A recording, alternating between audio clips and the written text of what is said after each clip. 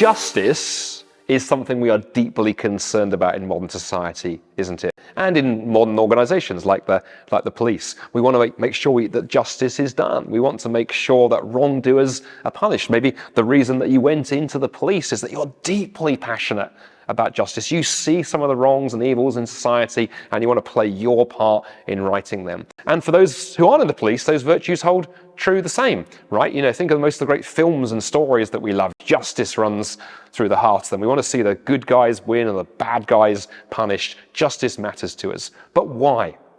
Why does justice matter? That's a big question, right? And we're forced to a choice at this point. You see, if we want to say that, well, we live in a godless universe, we live in a secular age, there is nothing special particularly about human beings, we're just another animal, we're just a collection of atoms and particles, fitting justice into that view of the world is a bit problematic.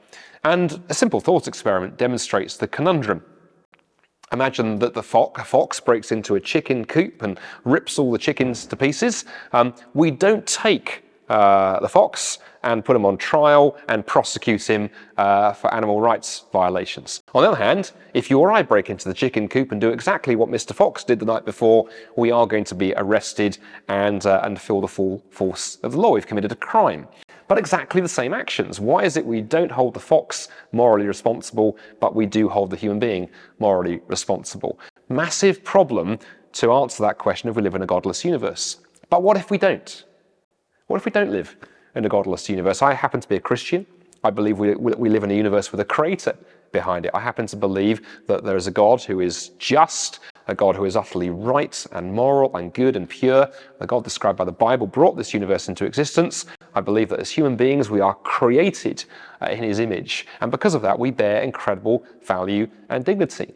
In fact, the Universal Declaration of Human Rights back in 1948, on which so much of our modern understanding of justice and value sits, is actually a profoundly Christian document in its understanding of human beings as bearing incredible value and dignity, very biblical language. And if that's the case, that means when you commit a crime against another human being, you're not merely breaking the law, you're actually committing a crime and offence against the God whose image they bear, because they have tremendous value because of who God created them to be.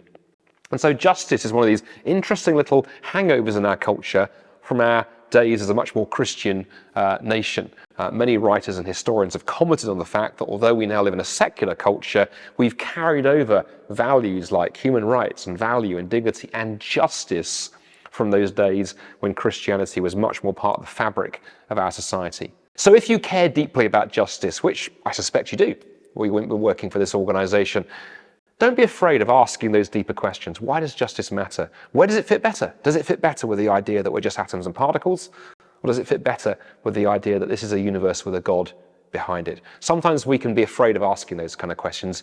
Don't be. It's those kind of questions, I think, that are some of the most important questions we can ask as human beings.